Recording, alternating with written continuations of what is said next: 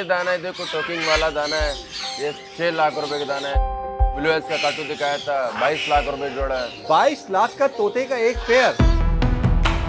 ये लाखों करोड़ों डॉलर की इंडस्ट्री है, बहुत बड़ी इंडस्ट्री है। अंडे में एक परिंदा जो डेवलप हो रहा है उसकी हार्ट बीट चेक कर लेते हैं। जी बिल्कुल कर लेते हैं। हमने कैमरास लगा के देखा है कि जब बच्चा पैदा होता है ना तो बकायदा ये जश्न मनाते हैं खुशी का।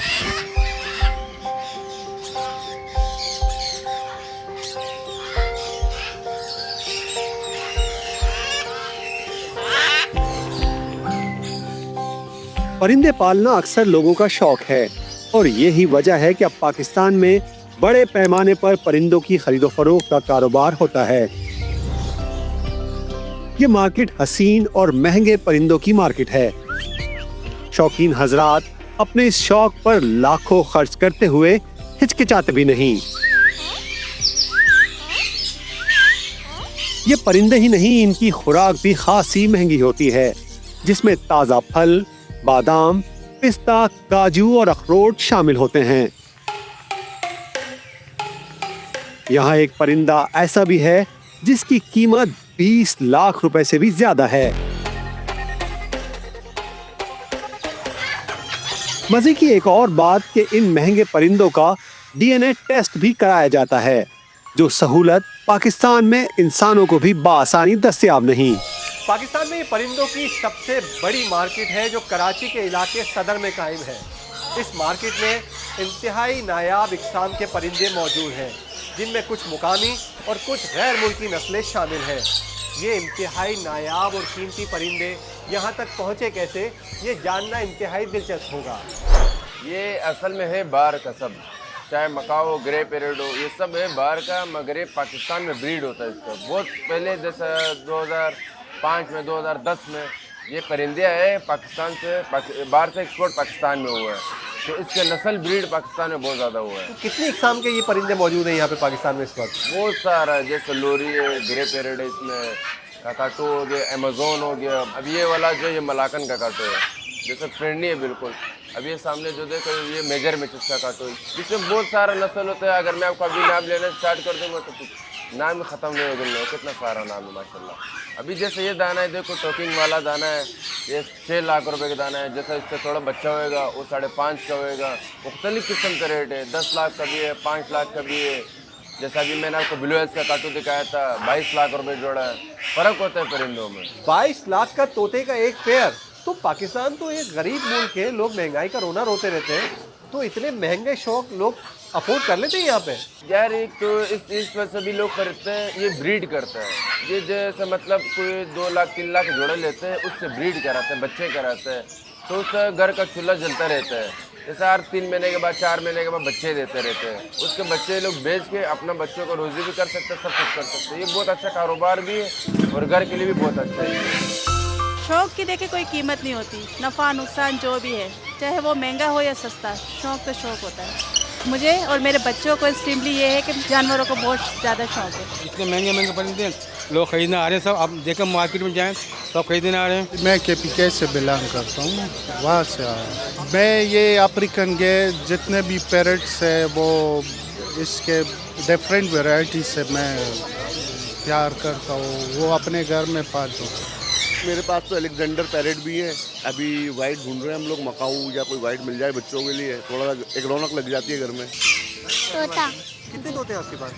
बहुत सारे तो उड़ गए।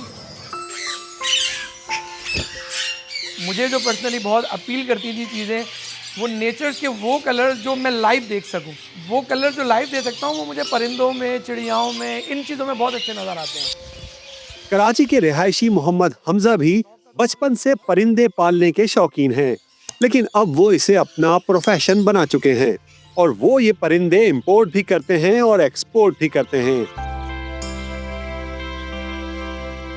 उन्होंने हमें बताया कि ये इंडस्ट्री लाखों डॉलर्स की इंडस्ट्री है। सन 2000 में पहली दफ़ा जो है वो मैंने पहला परिंदा, आप ये कह सकते हैं कि ट्रेड के लिए ख़रीदा था, वरना पहला बर्ड जो मैंने ख़रीदा अपने पालने के लिए वो 96 में ख़रीदा था।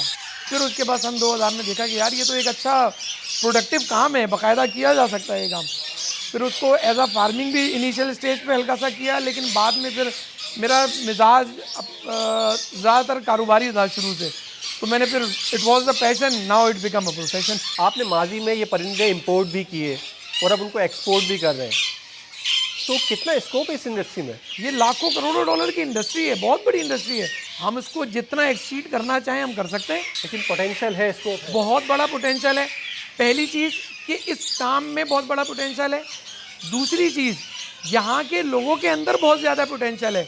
तीसरा, हमारा एटमॉस्फेयर जो वेदर है वो बहुत फेवरेबल है। चौथा, आज से 10 साल पीछे चले जाएं तो इस फील्ड में जो लोग थे वो बहुत ज़्यादा पढ़े लिखे लोग नहीं थे, लेकिन पिछले 7-8 सालों में इसमें जो एक नए लोग एंटर हुए हैं उनकी मेजॉरिटी पढ़े लिखे लोगों की है, और उसमें बहुत बड़े बड़े इंडस्ट्रियलिस्ट और बिग जाइंट्स शामिल हैं। Hello hello hello.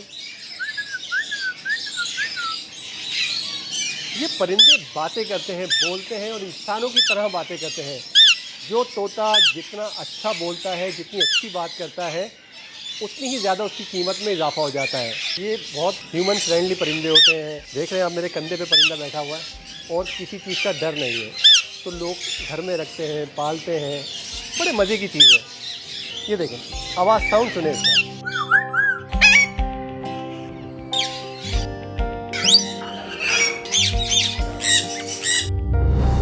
जब मैंने एक्जॉटिक बर्ड पे काम शुरू किया था तो मुझे पता था कि सिर्फ शौकीन हजरात इसको अपनाते हैं, इसको ख़रीदते हैं और ये एक महंगा शौक़ है। लेकिन इसके साथ साथ मुझे पता चला कि शौक़ के बाद लोगों ने इसको कारोबार के तौर पर अपनाया। कारोबार के बाद आज जहाँ मैं पहुँचा हूँ, ये है Qasim Shah wild life breeding farm and research centre. अब इसमें रिसर्च क्या हो रही है वो भी जानते हैं। उसके लिए मौजूद है हमारे साथ मोहम्मद फ़हीम भाई। सर, क्या हाल है आपके? फ़हीम भाई, इतना माशाल्लाह से प्यारा सेटअप लगाया है आपने, इतना बड़ा और ऑर्गेनाइज सेटअप है। तो मैं अभी आ रहा था, मैंने वहाँ नाम पढ़ा, आपने लिखा है कि ब्रीडिंग एंड रिसर्च सेंटर। तो ये रिसर्च सेंटर समझ में नहीं आया। रिसर्च सेंटर वसी भाई, बेसिकली जो बर्ड हम रख रहे हैं, अब इस बर्ड को तो हम लेके आ गए, अब हमारी इन्वायरमेंट में उसके रिस्पॉन्स क्या है, उसकी डाइट क्या है, उसके लिए हाउसिंग, उसकी केजिंग किस तरह होनी चाहिए, ये सब चीज़ें हम देख रहे हैं। ये सब चीज़ें हम अपने पास रिकॉर्ड कर रहे हैं ताकि आने वाली जनरेशन्स के लिए हेल्पफुल साबित हो। इनकी मेडिकेशंस, इनकी बीमारियां, सब चीज़ें हम कीपिंग कर रहे हैं। यहाँ तक भी वसी भाई, हमने कैमरास लगा के देखा है कि जब बच्चा पैदा होता है ना, तो बाकायदा ये जश्न मनाते हैं खुशी का। बच्चे को लेके बाकायदा अंदर जश्न, मतलब डांसिंग एक्टिविटीज़ इनकी होती हैं और बाकायदा ये वो लेते हैं, खुशी का इजहार कर रहे होते हैं बाकायदा।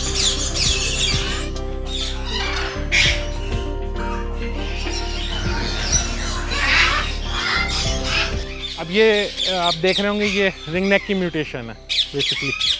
अब जैसे बेसिक रिंग नेक्स हैं, ये सारे रिंग नेक्स की म्यूटेशंस हैं। जो हमारा बेसिकली ग्रीन रिंग नेक होता है तोता, उसी के मुख्तलिफ कलर्स हैं ये सारी इनकी म्यूटेशन। म्यूटेशन से आपकी क्या मुराद होती है? 2 जीन मिलके कोई एक नया जीन बना है। अच्छा, तो उसके कलर भी मुख्तलिफ होंगे, बिल्कुल बिल्कुल चेंजेस आ जाते हैं उसके बिल्कुल अंदर। ऐसे ही आप कह रहे हैं 2 जीन को क्रॉस करके आपने उसका पेयर से ब्रीडिंग करवा दी। जो आपने रिसर्च सेंटर बनाया है, इनके ऊपर रिसर्च कर रहे हैं, उसका कोई फ़ायदा हुआ अभी तक? उसका फ़ायदा बिल्कुल हुआ है, बहुत सारे लोगों को फ़ायदा हुआ है उसका। हमने 5-6 साल खाली मकाओं को समझने में, उसको ब्रीड करने में लगाया। अब नए फैंसियर्स हैं, उन्होंने 2 साल में मकाओ लगा के ब्रीड, ये फ़ायदा हो रहा है। ये फ़ायदा हो रहा है। दुनिया भर में कोई ऐसे और भी प्लेटफॉर्म हैं बड़े, जहाँ से हमें कुछ चीज़ें हम ले सकते हैं? बिल्कुल, बहुत बड़े बड़े प्लेटफॉर्म मौजूद हैं। हमारे बड़े बड़े ब्रीडिंग एंड रिसर्च सेंटर दुनिया में मौजूद हैं। जो एक बहुत बड़ा रिसर्च का काम हो रहा है, मैंने आपको बताया था, लोरो पार्क के अंदर बहुत बड़ा रिसर्च का काम हो रहा है। मैं ख्याल दुनिया का हब है वो। मतलब मैं नहीं समझता हूँ कि इतना बड़ा फैसिलिटी कोई ब्रीडिंग कहीं दुनिया में भी मौजूद होगी। और वो लोग कर रहे हैं, रिसर्च कर रहे हैं, मुसलसल रिसर्च हो रही है बर्ड्स के ऊपर। और पाकिस्तान से लोग पार्टिसिपेट करते हैं लोग? बिल्कुल, अभी 2 साल पहले कन्वेंशन में पाकिस्तान से लोग गए थे वहाँ। फर्स्ट टाइम हुआ था कि पाकिस्तान ने भी वहाँ नुमाइंदगी की थी और वहाँ 4 पार्टिसिपेंट्स गए थे पाकिस्तान से। आपको अब एक यूनिक चीज़ दिखाते हैं। अच्छा, इससे भी ज़्यादा यूनिक चीज़ें हैं कुछ? जी जी, ये अभी हमारे पास ब्रीड हुआ है, ये ईमो बर्ड है। इसका जो यूनिकनेस है, इसका अंडा है। ये देखिए, just like a stone. Oh my God, ये देखिए गर्म हो रहा है, इसमें इस वक्त बच्चा डेवलप हुआ हुआ है। अच्छा, आफ्टर 72 डेज ये हैच होगा। यहाँ पे ये नेचुरल हैचिंग हो रही है? जी, नेचुरल हैचिंग। और अब हमें आप दिखाने लेके जा रहे हैं कि आर्टिफिशियल हैचिंग कैसे होती है।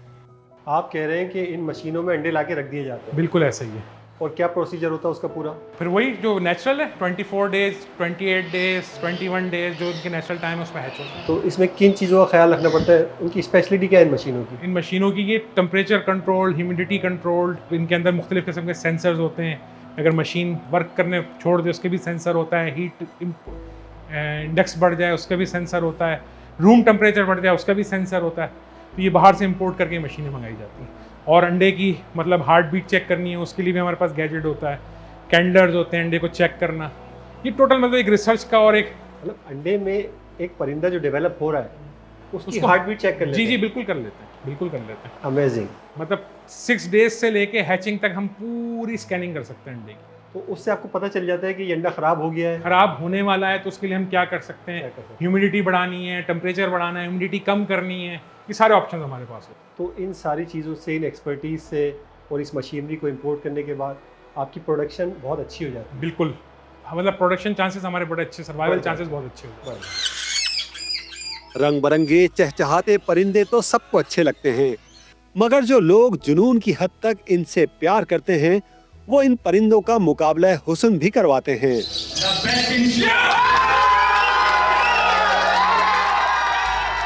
सोसाइटी का बेसिक पर्पस तो ये होता है कि एनुअली जो है वो एक शो दें जिसके अंदर सारे पार्टिसिपेंट्स, उसके मेंबर्स जो भी होते हैं 500 हज़ार जितने भी 100 हर सोसाइटी के अलग मेंबर्स होते हैं, वो अपना जो है वो बर्ड शोकेस करें और उसके अंदर कंपटीशन, हेल्दी कंपटीशन हो जिसके अंदर जिसका सबसे अच्छा बर्ड हो, वो डिफरेंट पॉइंट्स होते हैं उस पर वो जज होता है और उसके बाद फिर वो चैम्पियन करार दिया जाए। ये जब हमारा एनुअल शो होता है तो इसमें 12-14 चैनल्स आते हैं उसको कवर करने के लिए। तो अब नए बंदे तक जब जाती है चीज़, वो देखता है कि यार ये एक एक्टिविटी हो रही है, तो अमूमन लोग चाहते हैं कि उनके छोटे जो बच्चे हैं वो इस एक्टिविटी में आएँ ताकि वो बाहर इधर उधर अपना टाइम वेस्ट ना करें या गलत आदतों में ना जाएँ। मुकामी मार्केटों में परिंदों का कारोबार, बर्ड सोसाइटीज, ब्रीडिंग और रिसर्च सेंटर्स यहाँ सब मौजूद है। इस काम से जुड़े लोगों का कहना है कि हुकूमत सपोर्ट करे तो इसको बाकायदा कॉटेज इंडस्ट्री का दर्जा दिया जा सकता है।